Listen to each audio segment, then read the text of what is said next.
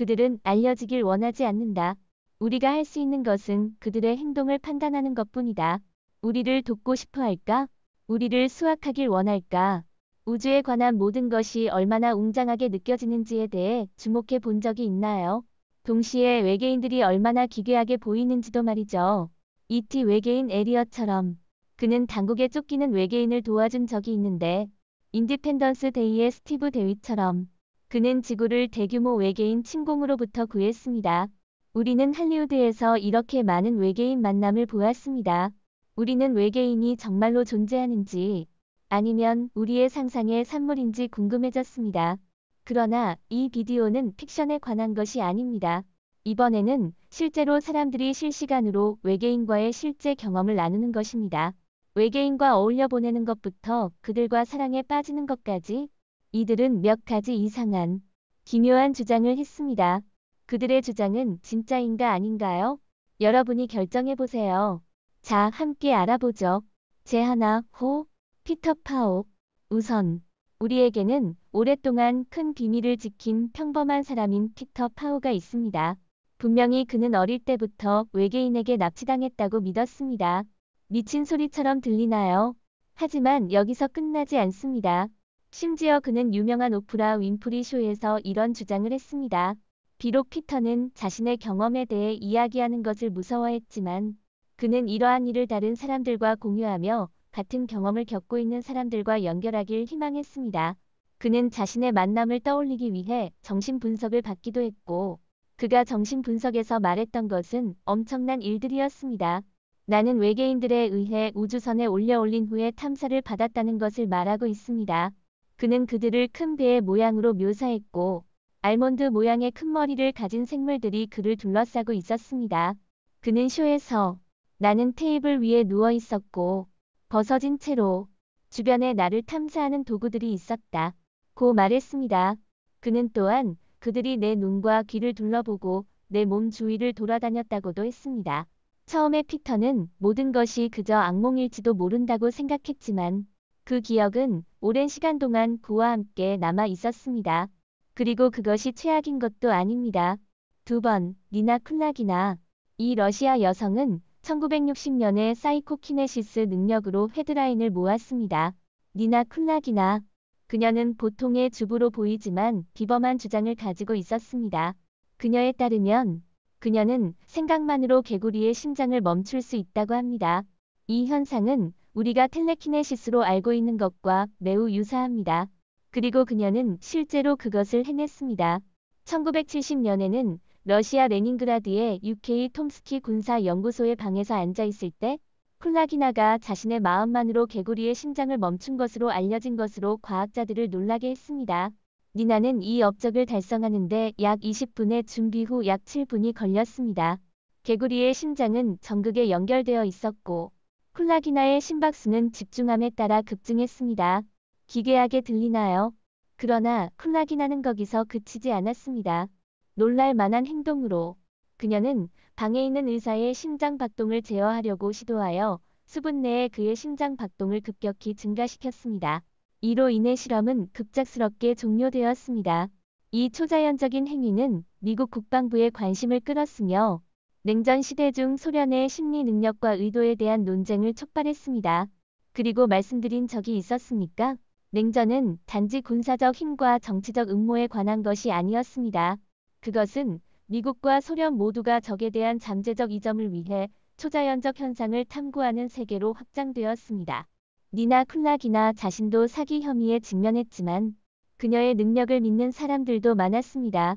어쩌면 그녀가 어떤 종류의 우주적 에너지를 가지고 있거나 혹은 다른 행성에 속한 것일지도 모른다는 생각이었습니다.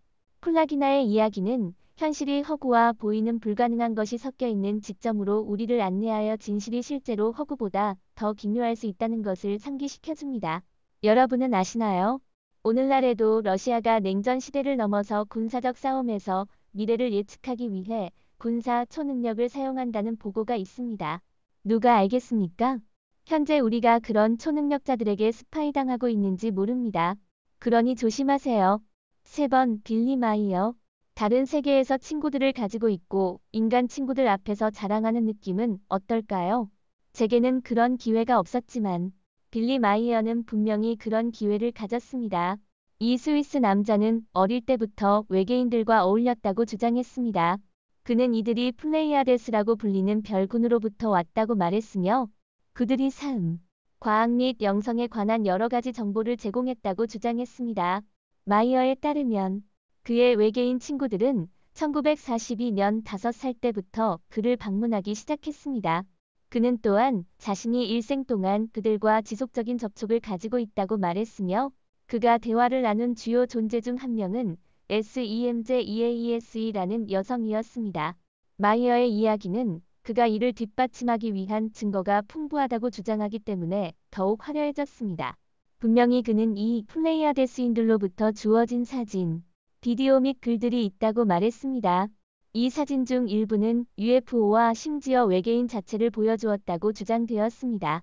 그러나 물론 모두가 이를 믿지 않았습니다. 의심론자들은 마이어의 증거가 최상의 경우에도 수상하다고 말하며 그의 이야기를 합법적으로 보이게 하기 위해 일부 사진과 비디오를 조작했다고 비난했습니다.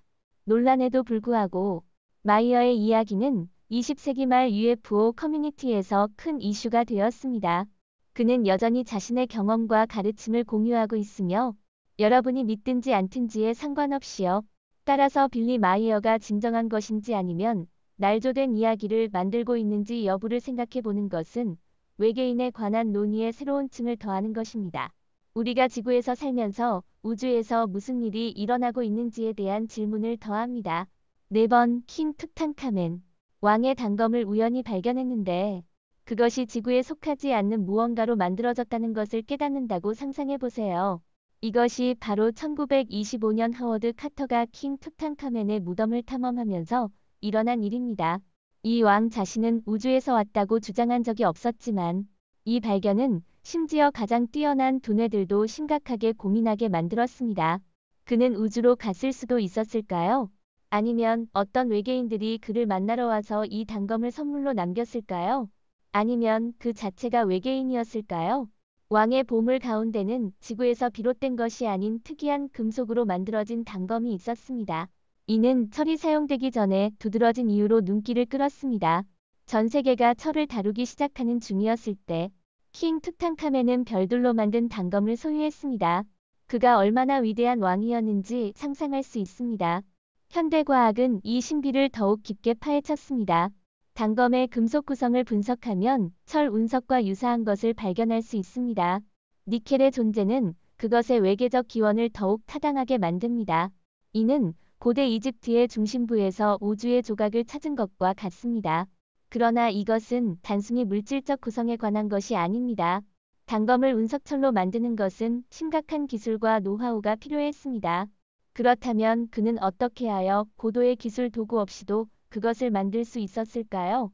킹 투탕카멘의 우주 단검은 그저 유물이 아니라 우주에 대해 다르게 생각했던 시대를 들여다보는 흥미로운 관찰이었습니다. 그것은 과거에도 사람들이 하늘에 대해 궁금해했음을 우리에게 보여줍니다. 5번. 클로드 모리스 마르셀. 누군가가 당신에게 예언자임을 주장하면 어떻게 할 것인가요? 당신도 의심스러워하지 않을까요? 누가 의심하지 않겠습니까? 그러나 만약 내가 1973년에도 전혀 예외 없이 예언자를 따르는 전체 교단이 있다고 말해준다면 어떨까요? 1946년 프랑스에서 태어난 클로드 보릴 호알은 스포츠 저널리즘 경력에서 UFO 종교인 국제적인 나엘 운동의 지도자로 이직한 흥미로운 인생의 전환을 겪었습니다. 그래, 외계인과 UFO에 전적으로 기반을 둔 UFO 종교입니다. 모든 것은 1973년에 라엘이 야훼라는 외계인을 만났다고 주장한 것으로 시작되었습니다. 이것은 라엘리언 운동의 탄생으로 이어졌습니다. 그 후 그는 수많은 책을 쓰기만 한 것이 아니라 자신의 신념을 홍보하기 위해 전 세계를 여행했습니다. 그는 인류의 시작과 에덴의 정원 같은 사건들이 실제로 외계인들에 의한 거대한 실험의 일부였다는 신념을 선전했습니다. 그러나 라엘 또한 논란에서 벗어나지 못했습니다. 그의 작품은 지금까지 표절로 비난을 받아왔으며 그의 책의 일부 구절이 다른 글과 닮았다는 주장이 있었습니다. 1990년대에는 전 교도들이 교단 내부의 감금과 불법적인 의식과 같은 심각한 주장을 제기함으로써 라엘의 삶이 급격히 변했습니다. 더 최근에는 2007년에 라엘이 스위스에 정착하려는 시도가 성공하지 못했는데 그 이유는 스위스에서 금지된 성 자유와 인간의 복제에 대한 옹호로 인한 것입니다. 그러나 라엘리즘은 정확히 무엇일까요? 이것은 무신론과 외계인 창조주인 엘로힘에 대한 신념의 독특한 혼합체입니다. 교도들은 성실험을 옹호하고 인간의 복제를 통한 육체적 불멸성의 아이디어를 홍보하기 위해 명상합니다. 기괴하죠. 그들은 과학적 진보가 평화로 이끄는 미래를 보고 있으며 엘로힘의 귀환과 이상적인 시대의 시작을 예상합니다. 우리는 이미 2024년에 살고 있지만 세상에는 정말로 믿기 어려운 일들이 벌어지고 있습니다. 그리고 이것은 그것의 또 다른 예제일 뿐입니다. 6번. 조지 아담스키. 콜로라도 사막은 그의 웅장함뿐만 아니라 아담스키로도 유명합니다.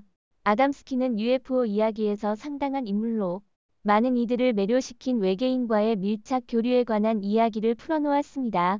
그의 가장 유명한 이야기 중 하나는 콜로라도 사막에서 베누스 행성 출신의 외계인인 오르톤을 만난 경험에 관한 것이었습니다. 비록 오르톤은 사진 찍히길 원치 않았지만 아담스키는 흐릿하고 당혹스러운 사진 속에서 외계인 우주선이라고 믿는 사진을 찍었습니다. 그러나 사람들이 아담스키의 사진을 자세히 살펴보자 그것들이 꽤 애매하다는 것을 발견했습니다. 많은 사진은 너무 밝거나 어둡기만 해서 외계인 우주선과 같은 것을 보기 어려웠습니다. 그럼에도 불구하고 열성적인 UFO 팬들은 이러한 이미지들을 흥미롭게 여겨 아담스키의 모험에 신비함을 더했습니다. 이것으로 충분하지 않았다면 아담스키의 이야기는 더욱 황홀해졌는데 그는 화성과 토성 출신의 존재들과의 만남을 포함한 이야기를 풀어놓았습니다. 그는 그들이 오르톤과 재회하기 위해 사막으로 데리고 갔다고 말했습니다.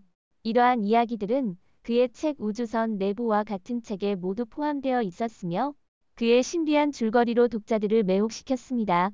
그는 신념을 공유하는 데스먼드, 레슬리와 함께 비행 접시가 착륙했다를 쓰기도 했습니다. 이 협업은 아담스키의 주장을 신뢰할 수 있게 만들었으며 사람들이 그의 경험에 대해 이야기하게 했습니다. 그는 우주 형제 운동의 주요 인물이 되었는데 이 운동은 다른 행성의 존재들과 평화롭게 지내는 것에 관한 것입니다. 그러나 모든 사람이 아담스키의 이야기를 믿지는 않았습니다. 일부는 그의 진실성을 의심하고 사진의 품질을 논하며 그것들이 꾸며진 것이거나 단순히 오해일 수도 있다고 말했습니다. 그럼에도 불구하고 아담스키의 이야기는 UFO 전설의 흥미로운 부분으로 남아있으며 많은 UFO 팬들이 그의 경험에 매료되어 있습니다.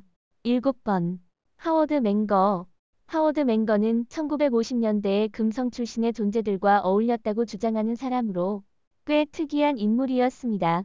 1922년 뉴저지에서 태어난 그는 각종 이상한 직업을 다니며 간판을 그리거나 사진을 찍는 등의 직업을 했습니다. 그러나 그를 정말로 돋보이게 만든 것은 외계인들과 어울리는 미친 듯한 이야기였습니다. 그 아이디어만 생각해도 멋지고 기묘하게 느껴지죠.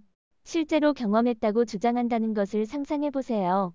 맹거는 모든 것이 자신의 집 근처에서 시작되었다고 말했습니다. 거기서 그는 고급 기기를 갖춘 키가 크고 금발 외계인들을 발견했습니다. 심지어 그는 그들의 우주선에 타고 금성을 비롯한 다른 행성을 방문했다고도 말했습니다. 이 미친 듯한 이야기들로 그는 UFO 세계에서 큰 인기를 끌었습니다. 그는 학회에 참석하고 책을 썼으며 듣는 사람이 있으면 누구에게나 자신의 세계 밖 경험을 공유했습니다. 그리고 알고 있어야 할 사실은 이야기가 완전히 매력적이라고 생각한 사람들이 많았다는 것입니다. 외계인과의 접촉에 관한 실제 경험에 관한 경우 그가 진짜일 것이라고 생각했습니다. 그러나 누구나 눈썹을 들게 할 수 없습니다. 의식론자들은 맹거가 이야기를 허구로 만들거나 상상력이 넘치게 허용했을지도 모른다고 제기했습니다. 맹거의 이야기를 믿든 안 믿든 그것들은 UFO 사건에 새로운 재미있는 측면을 더했습니다. 제 생각에는 아마도 그 자신이 외계인이었을 수도 있고 우리에게 무언가를 알려주려고 했을 것입니다. 어쨌든 그의 모험은 미스터리를 계속 유지시킵니다. 외계인은 진짜로 존재할까요? 8번. 보리스카 키프리아노비치. 보리스카를 만나보세요. 하나같이 독특한 상상을 가진 평범한 아이가 아니에요. 보리스카 키프리아노비치. 별명은 인디고 어린이인 이 러시아 소녀는 이야기가 전 세계적으로 화제가 되었습니다. 1996년에 태어난 보리스카는 어린 시절부터 임박한 재앙에 대해 인류를 경고하기 위해 지구에 다시 태어났다고 주장했습니다. 뿐만 아니라 화성에서의 전생에 대한 생생한 기억을 가지고 있다고 주장했습니다. 이 기억에는 화성 문명, 고급 기술, 심지어 정신적인 통신을 포함한 시각적인 것들이 있습니다. 이건 조금 기묘하게 들릴 수 있지만 혹시 그가 정말로 환상을 꾸었거나 인식이 변질되었을지 모른다고 생각할 수도 있죠. 그러나 보리스카 이야기를 더욱 흥미롭게 만드는 것은 그가 보여준 비범한 지식과 지능입니다. 그가 4개월 된 나이에 단어를 말할 수 있었고 8개월 된 나이에 이미 완전한 문장을 구사할 수 있었습니다. 게다가 그는 천문학에 대한 자연스러운 재능과 관심을 보였는데 이는 분명히 그가 무리한 상태에 있다는 우리의 입장을 바꾸게 합니다. 보리스카는 화성 문명과 그들의 멸망도 목격했다고 주장했습니다. 보리스카에 따르면 지구에는 화성인의 운명과 같은 운명에서 인류를 구하기 위해 여기에 온 인디고 어린이들이 있습니다. 일부 사람들은 그의 기억이 활발한 상상력이나 과학 판타지 영화의 영향일 수 있다고 주장해왔습니다. 그러나 보리스카의 이야기는 UFO 애호가들을 계속해서 매료시켜왔으며 초자연적인 현상과 환생에 대한 그들의 믿음을 강화시켰습니다. 9번. 알렉스 콜리어. 알렉스 콜리어는 지구에서 18분 동안인 것처럼 92일 동안의 우주 여행이라고 주장했습니다. 어릴 적부터 별자리인 플레이아데스의 외계인들과 대화를 나누었다고 하는 이 사람은 정말이었다고 말했습니다. 알렉스의 엉뚱한 여정은 1964년 어린 시절부터 시작되었지만 그는 1989년까지 이 세상과는 전혀 관련 없는 경험을 비밀로 지켰습니다. 알렉스에 따르면 이 플레이아데스인들은 인류를 돕고 영적인 지혜와 우주에 관한 조언을 나누고 있는 단순한 존재들입니다. 이게 흥미롭게 만드는 부분은 여기서부터입니다. 혹은 그냥 정신이 나간 사람일지도 모릅니다. 그에 따르면 이 플레이아데스인들은 정부 비밀부터 행성의 미래까지 모든 것을 내부적으로 밝히고 있었습니다. 그는 몇 년 동안 이야기를 들어주고 인터뷰를 하고 우주 바깥 경험에 관해 쓰고 있었으며 이 모든 것이 많은 사람들의 주장을 믿게 만들었습니다. 알렉스는 안드로메다에서 직접 엄청난 우주선으로 데려가졌다고 설명했습니다. 거기서 92일 동안 있었던 것 같은 느낌이었지만 지구에 돌아와서는 18분밖에 지나지 않았다고 합니다. 알렉스는 외계인들을 만난 것에 영광을 느끼고 있다고 말했습니다. 그는 그들의 우주선을 거대하다고 설명했는데 900m 길이의 24층의 멋진 것으로 가득 차 있었습니다. 그러나 다시 한번 이 목록에 다른 사람들과 마찬가지로 그의 주장을 부정하는 사람들이 있었습니다. 의심론자들은 그의 이야기가 증거가 부족하고 과학적 사실보다는 SF 같다고 말했습니다. 그들은 음모론을 퍼뜨리고 그의 주장을 단단한 증거로 뒷받침하지 않는다고 비판했습니다. 알렉스 콜리어를 사랑하든 의심하든 그는 여전히 우주적 경험과 은하간 통찰을 이야기하고 있습니다. 우리가 살고 있는 우주의 미스터리로 가득 찬 우주에서 그가 진짜인지 아니면 다른 이야기꾼인지 궁금할 때가 있습니다. 10번. 사이먼 파크스. 이 영국 시의원은 TV에서 외계인 경험에 관한 전체 인터뷰를 진행했습니다. 정말 이상한 일일지도 모르겠지만 우리가 이제까지 만난 이상한 일들 중에는 무엇이 없었나요? 사이먼 파크스는 자신의 인생을 통해 여러 차례 외계인들을 만났다고 주장했습니다. 이 목록에 있는 다른 모든 사람들도 그랬습니다. 그는 어린 시절부터 성인까지 그들에게 납치되었고 외계인들의 우주선에 태워졌다고 주장합니다. 그는 이 경험들이 자신의 신념을 형성하고 세상과 이야기를 나누는 데 이르렀다고 말합니다. 6개월 된 나이에 외계인과 처음 만난 경험이 있다고 상상해보세요. 그것이 파크스가 자신의 일로 주장한 것입니다.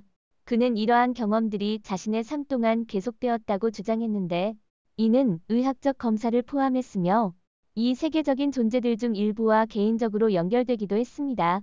그는 또한 그와 관련된 다른 이상한 경험에 대해 알아보는 도중 이상한 정신관리, 납치자 연락자, 연락처 지원 프로젝트 같은 인터뷰와 다큐멘터리에서 이야기했습니다. 그러나 외계인들과의 경험뿐만 아니라 파크스는 세계 정치와 음모론과 같은 논란이 많은 주제에 대해 이야기했습니다. 그는 비밀 정부 프로그램과 어두운 조직에 대해 이야기했으며 이에 따라 많은 의심과 비판을 일으켰습니다. 비판에도 불구하고 파크스는 자신의 신념을 지키고 있었습니다. 그는 TV쇼와 팟캐스트에 출연하여 자신의 경험과 통찰을 대중과 나누고 있습니다.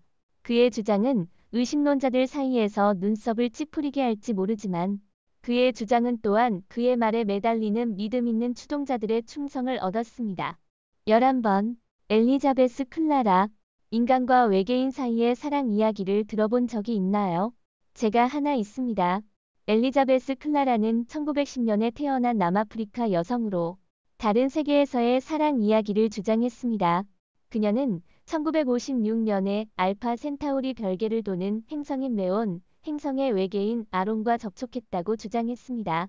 클라라에 따르면 아론은 여러 해 동안 여러 차례 그녀를 방문했으며 심지어 그녀를 자신의 고향 행성으로 여행시켰습니다. 클라라는 이러한 접촉에서 사랑의 중요성과 핵전쟁의 위험에 대해 경고하는 메시지를 받았다고 말했습니다. 그녀는 메온을 아름답고 생명과 첨단 기술로 가득한 세계로 묘사했습니다. 그곳은 지구와는 대조적입니다. 비판에도 불구하고 클라라는 자신의 신념을 굳게 지켰습니다. 그녀는 자신의 경험을 책으로 기록하고 강연을 통해 평화와 통일의 메시지를 전파하려고 노력했습니다. 클라라의 개인적인 삶은 모험으로 가득 찼습니다. 그녀는 조안네스 클라라라는 이름의 비행사와 결혼하고 그와의 아들을 낳았습니다. 그녀가 1994년에 사망한 이후에도 엘리자베스 클라라의 이야기는 여전히 많은 이들의 호기심을 자극하고 논쟁을 일으킵니다. 어떤 사람들은 이것을 환상적인 이야기로 보지만 다른 사람들은 이것이 외계인과의 진짜 만남이라고 믿습니다. 무엇을 믿든 클라라의 이야기는 사랑이 지구의 경계를 넘어 확장될 수 있다는 것을 상기시켜줍니다.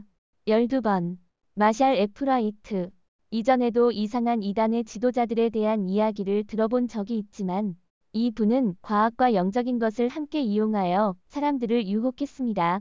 마샬 F. 라이트는 역사상 매력적이면서도 고민이 많은 인물입니다. 1931년에 태어난 그는 종교적인 가정 환경에서 자랐지만 나중에 다양한 철학을 탐구하며 자아를 찾았습니다. 1970년대에 F. 라이트는 자신의 종교적인 생각을 정립하기 시작했는데 그는 기독교를 뉴에이지 개념과 과학 속성과 융합시켰습니다. 그는 자신이 하느님의 사자이며 고차원의 외계인들과 소통한다고 사람들을 납득시켰습니다. 이는 자칭 예언자의 전형적인 행동입니다. 하지만 이야기의 전개가 여기서부터 흥미로워집니다. F. 라이트는 영적 관심을 공유하는 간호사인 보니 네틀스를 만나 함께 하븐스 게이트를 만들었습니다. 하븐스 게이트는 F. 라이트의 매력적인 지도력과 구원의 약속에 기대를 두는 추종자들을 끌어들였습니다. 그들은 지구가 재활용될 운명에 처해 있다고 믿었으며 이 운명을 피하기 위해선 몸을 버리고 더 높은 존재로 이동해야 한다고 생각했습니다. 1997년 F. 라이트는 하븐스 게이트의 39명의 구성원들을 대규모 자살을 하도록 설득했습니다. 이는 정말로 충격적인 사건입니다. 이 비극은 샌디에고의 저택에서 음주와 약물의 혼합으로 일어났습니다. 이 사건은 세상을 놀라게 하며 사람들에게 이단과 극단적인 신념의 위험성을 경고했습니다. 오늘의 영상은 여기서 마무리됩니다. 시청해주셔서 감사합니다. 이 영상을 좋아하셨다면 좋아요를 눌러주시고 공유하시고 채널을 구독해주시기 바랍니다. 더 많은 흥미로운 콘텐츠를 함께 탐색해보세요. 우리의 업데이트를 기대해주시고 더 많은 재미있는 지식과 이야기를 공유할 예정입니다. 다음 영상에서 또 만나기를 기대합니다.